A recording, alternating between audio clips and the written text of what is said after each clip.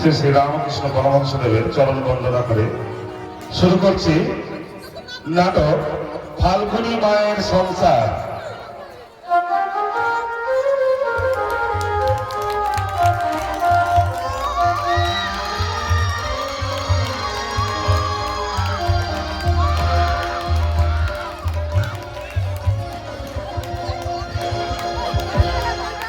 রচনা ভগীরথ গিরি।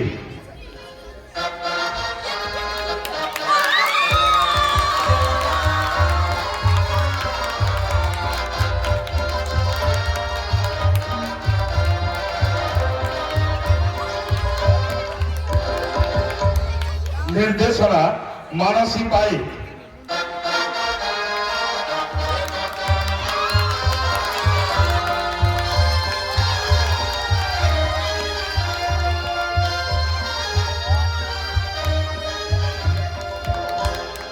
সঙ্গীত অভয় সামন্ত।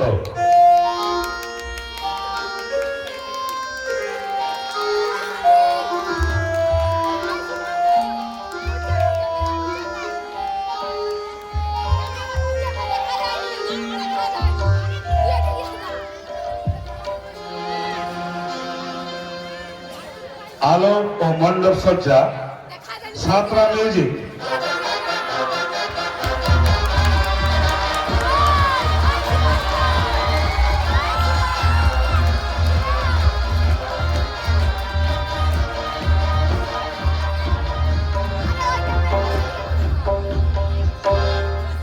পরিবেশনায় শ্রীপুর পশ্চিমবাংলা হাই স্কুলের ছাত্রবৃন্দ।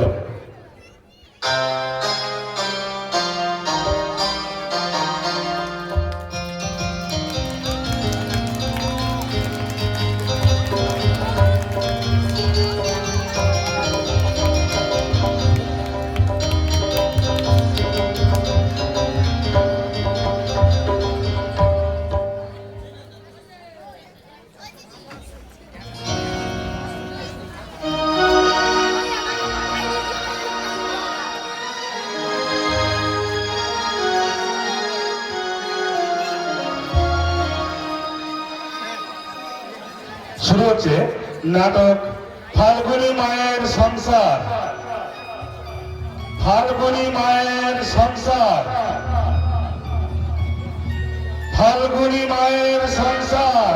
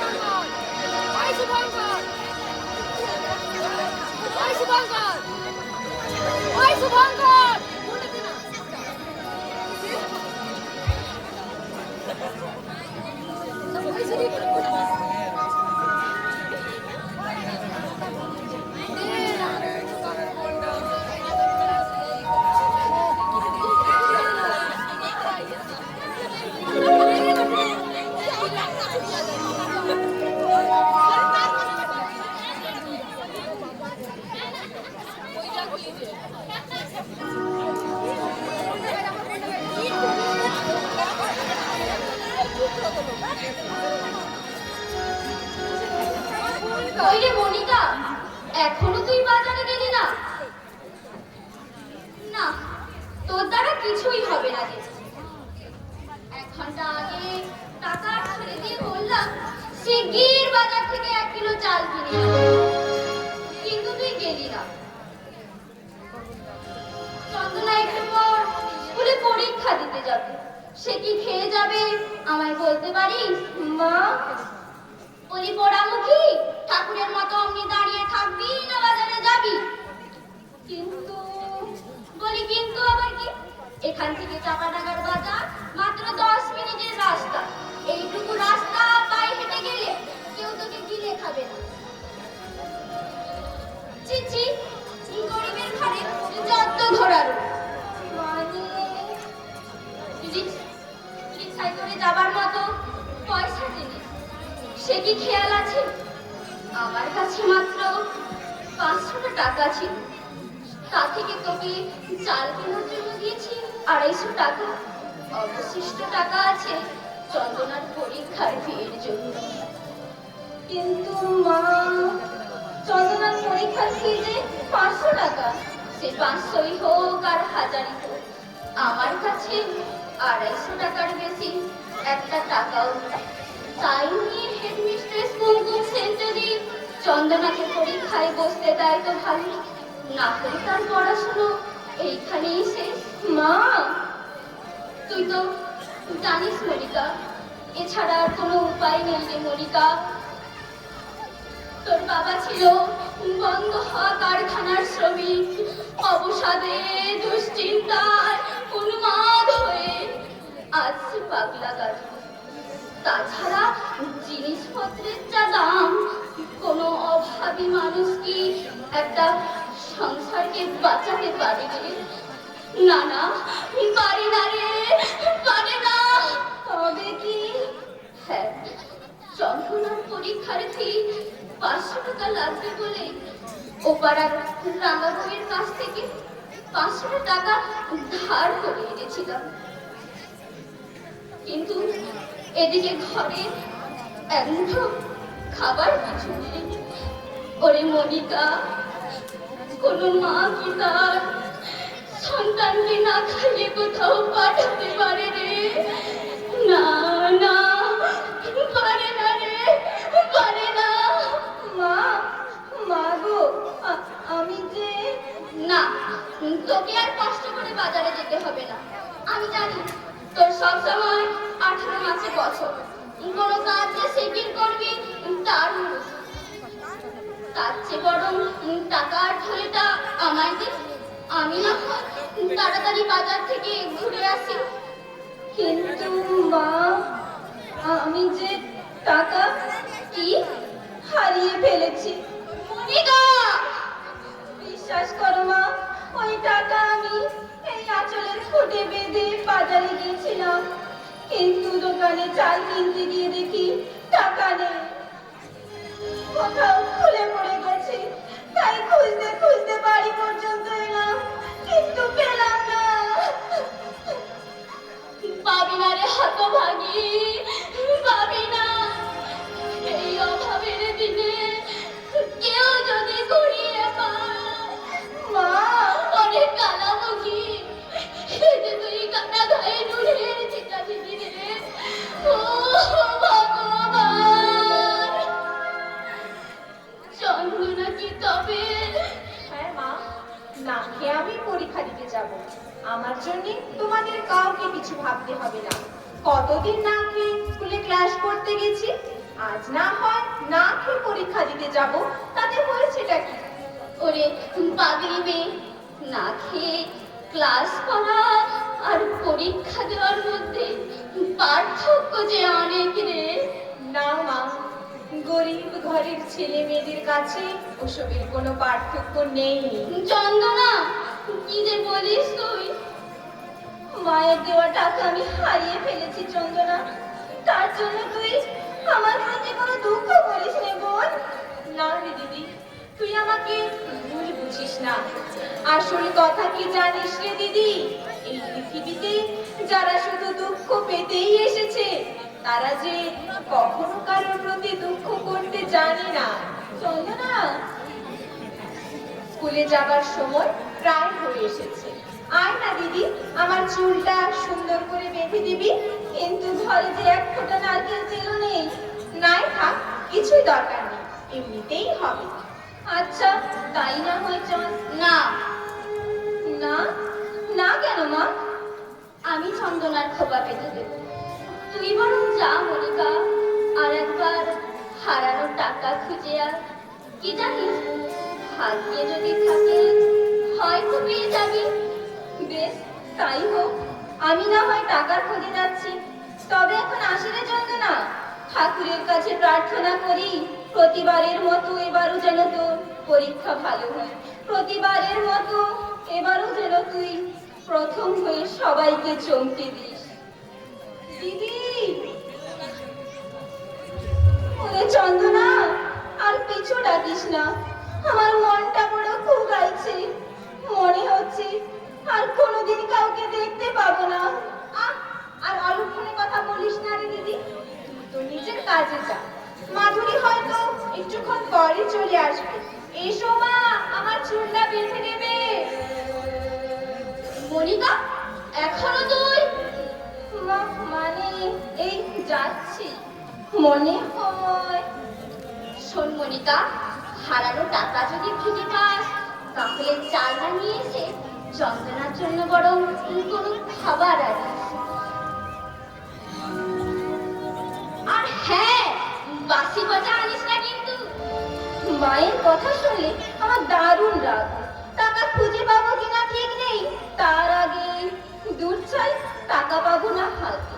দেখি অদৃষ্টে কি আছে। এই যে মনিকাদি, চন্দনা কোথায়? ভেতরে। তুমি একটু বসো মাধুরী। না, বসার সময় নেই, ঠিক 10টায় পরীক্ষা।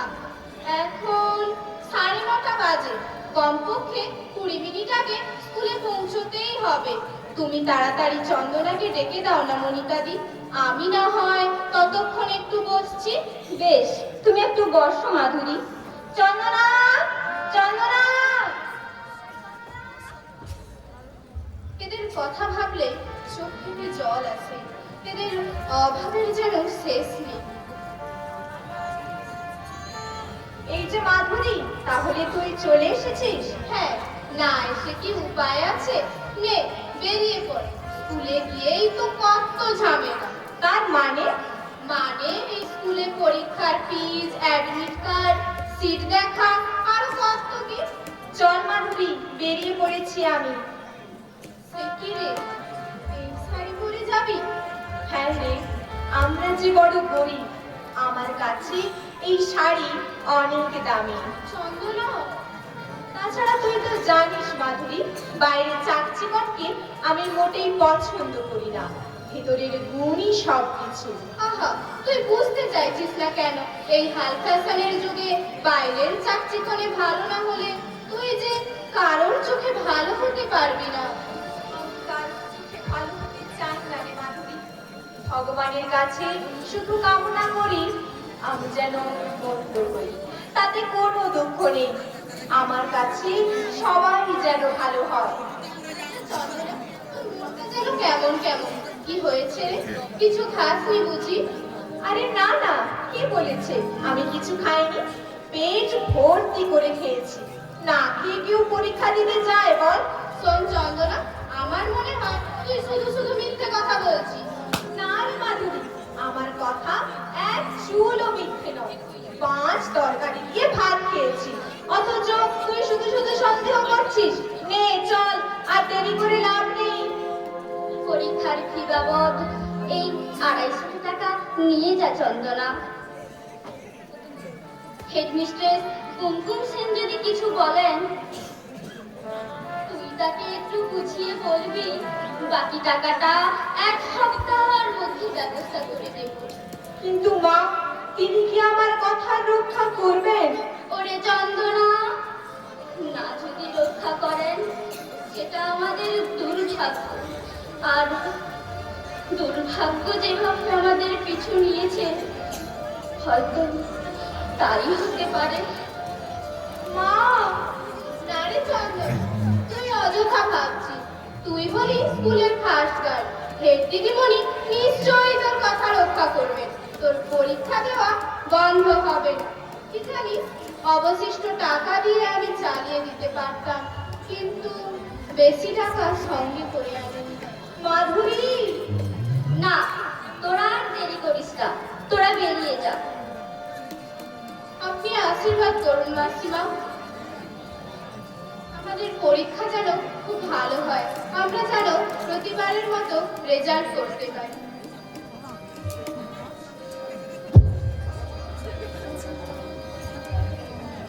ঈশ্বরই সব মাধুরী, তিনি নিশ্চয়ই তোমাদের মনের ইচ্ছা পূরণ করবেন। চন্দনা, চল মাধুরী, আসি মা। চন্দনার মুখে এক মুঠো কিছুই তুলে দিতে পারলাম না। না খেয়ে মেয়েটা স্কুলে গেল, অথচ সবার কাছে বলে বেড়াবে সে নাকি 5 তরকারি দিয়ে ভাত খেয়ে এসেছে। হে ঈশ্বর, এ তোমার কি অদ্ভুত লীলা প্রভু।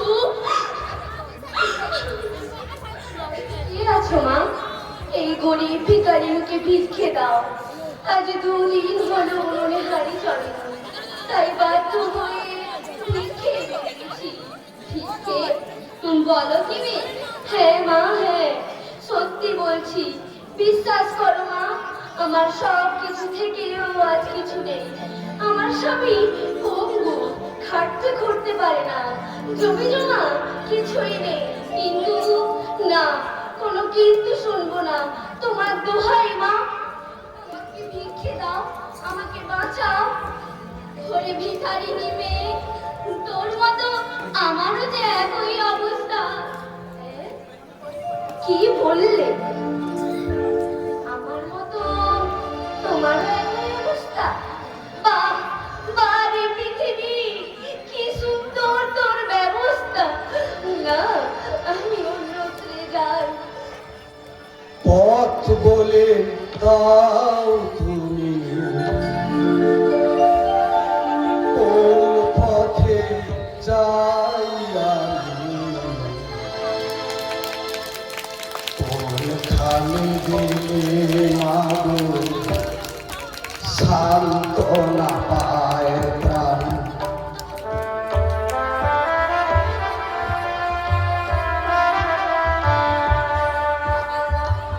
পথ বলে দাও তুমি, কোন পথে যাই আমি, কোনখানে গেলে মাগো সান্ত্বনা পায় প্রাণ। বলো না কি অপরাধী, বুকে এত বিষাদানি, পাই না কেন যে আমি বুকে সন্তান। দাও বলে মা, দাও বলে মা গো, দাও বলে মা, দাও বলে মা গো।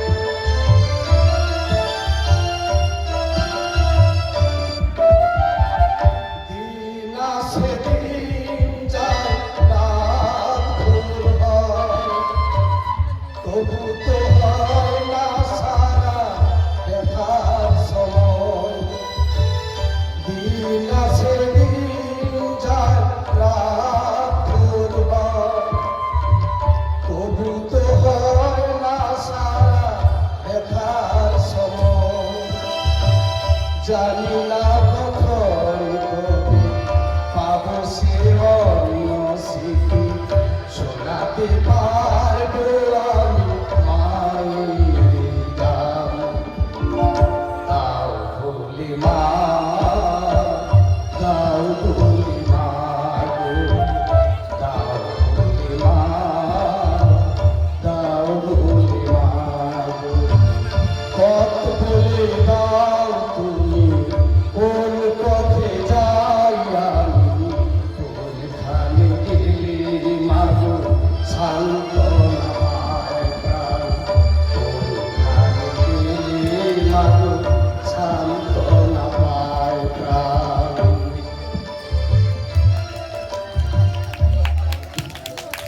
কোথায় যাচ্ছ মেয়ে? ভিক্ষে নেবে না? ভিক্ষে? তোমার কাছ থেকে কি আছে তোমার? কি বা আমায় দেবে? দেবে?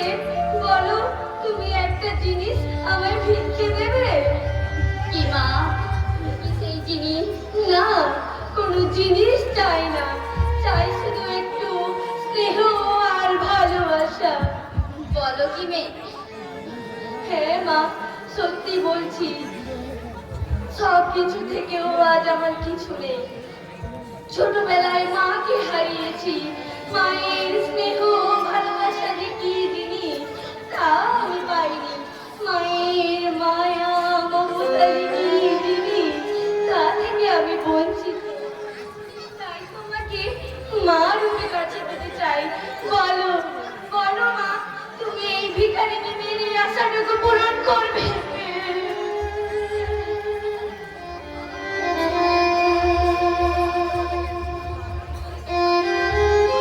আরে মা, তোর সেই আশা আমি পূরণ করব। ভাবো, আজ থেকে তুই আমার আরেক মেয়ে। ওরে, তুই যে এক ভিখারিনী মায়ের ভিখারিনী মেয়ে, তোকে আমার ঘৃণা নেই। তোর প্রতি থাকবে আমার অফুরন্ত স্নেহ ভালোবাসা। মা, এছাড়া তোকে যে আমি কিছুই দিতে পারবো না রে। তোকে দেওয়ার মতো আমার যে ক্ষমতা নেই রে। অন্য কিছু সাহায্য আমি চাই না মা, চাই শুধু একটু মাতৃ স্নেহের পরশ। কেননা আমি জানি আমার মতো যে তোমার একই অবস্থা।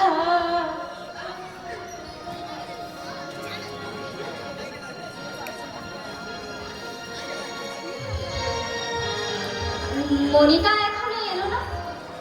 মনে হয় সে টাকা খুঁজে পায়, নইলে এতক্ষণে নিশ্চয়ই বাড়ি ফিরত। এখন কি করি? তবে কি অ্যাক্সিডেন্ট? কার অ্যাক্সিডেন্ট হয়েছে? ওরে, তোরা কি কোথায় আছিস? আমায় খবরটা দিতে পারিস? কাকিমা, কাকিমা, কিরে পুতুল, অমন ভাবে ছুটে এলি যে? কার অ্যাক্সিডেন্ট হয়েছে? বল, চুপ করে থাকিস রে। মানে কি? মনিকার দিকে একটা মাল ভর্তি লরি ধাক্কা মেরেছে কাকিমা। হ্যাঁ কাকিমা, মনিকা দি কি যেন খুঁজতে খুঁজতে ওই বাজারের দিকে যাচ্ছিল, এমন সময় এই দুর্ঘটনা।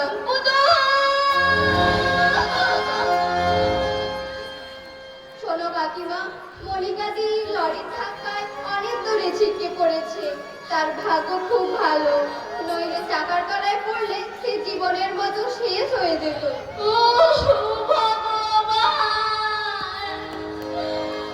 আর কত মরার উপর কারার গা দেবে, আর কত দৈব।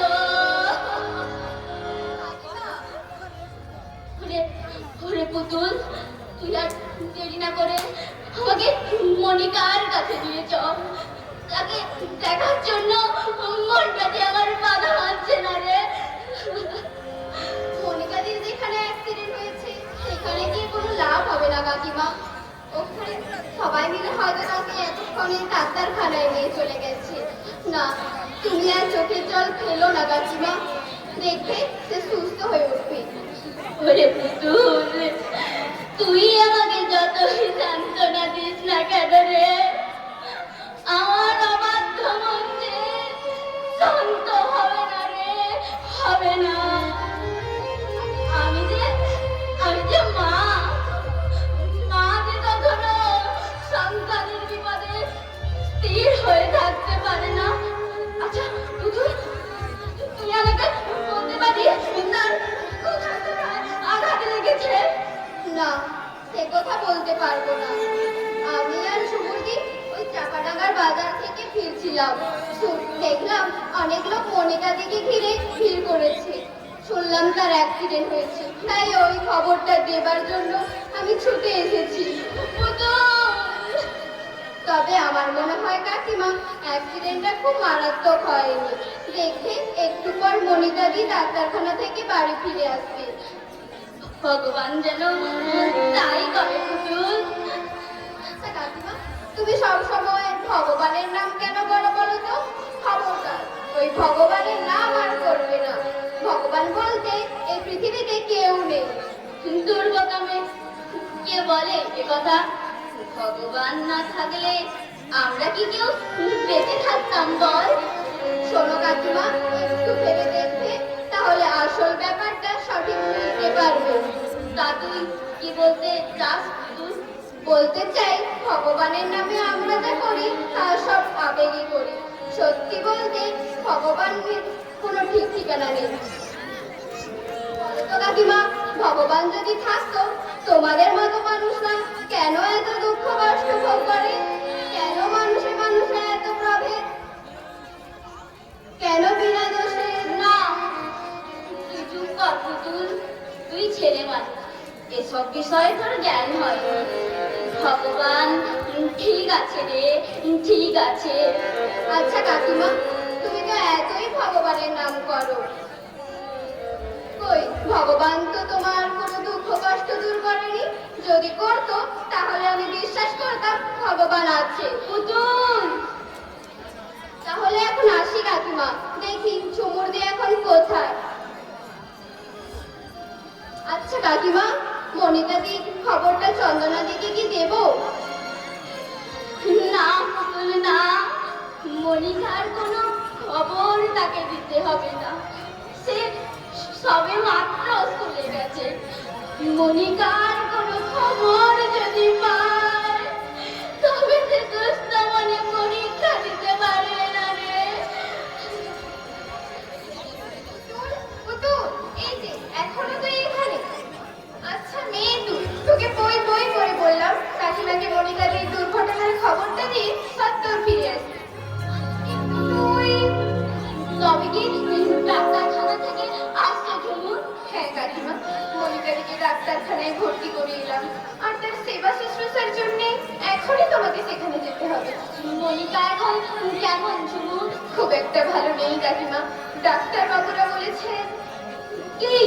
মনিকাদি এক সপ্তাহের মধ্যে সুস্থ হয়ে উঠবে ঠিকই, কিন্তু সে সারা জীবনের মতো তার দৃষ্টিশক্তি হারিয়ে ফেলেছে।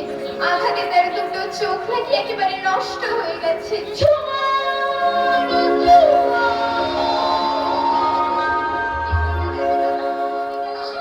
হাত থেকে বেঁচে গেছে, এটাই ঈশ্বরের পরম করুণা। এসো কাকিমা, ডাক্তারখানায় যে তোমাকে যেতে হবে। কোনো চিন্তা করো না কাকিমা, আমরা মনিকা দিয়ে আর তোমাকে ছেড়ে কোথাও যাব না।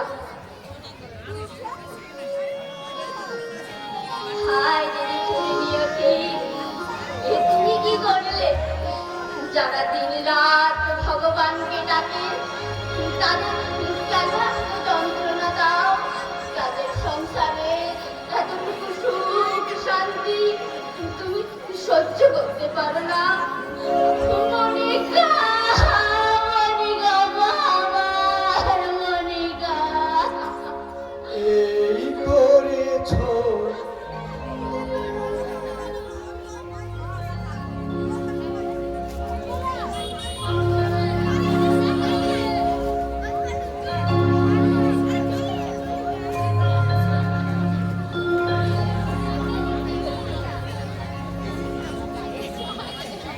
হ্যালো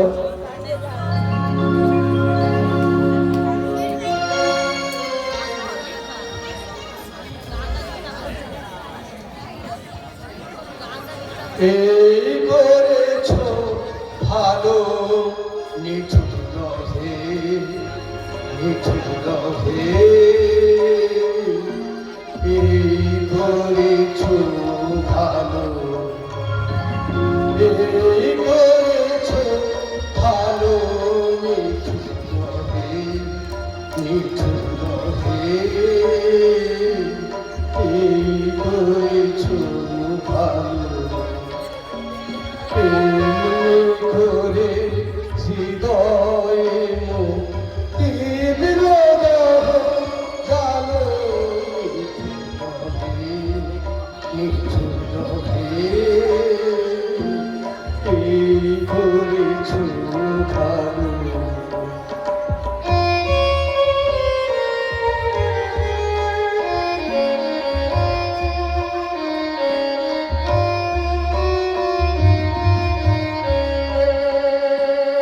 আমারে ধূপ না পোড়ালে বন্ধ কিছুই নাহি ঢালে আমারে দিন না জ্বালালে দেয় না কিছুই আলো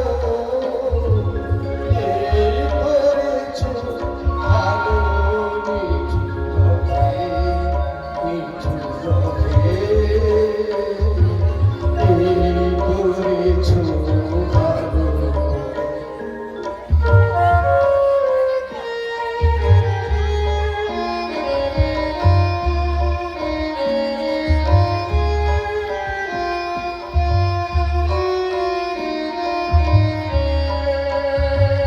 যখন থাকি অচেতনে এ চিত্ত আমার আঘাত সেজে পরস্তব সেই তো পুরস্কার যখন থাকি অচেতনে এ চিত্ত আমার আঘাত সেজে পরস্তব সেই তো পুরস্কার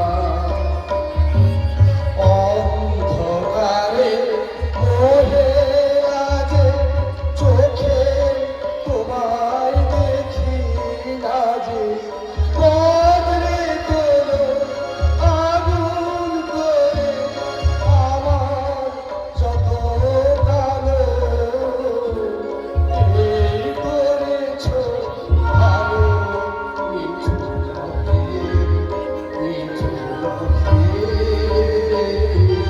এই করেছ ভালো এই করেছ ভালো নিঠুর রহে নিঠুর রহে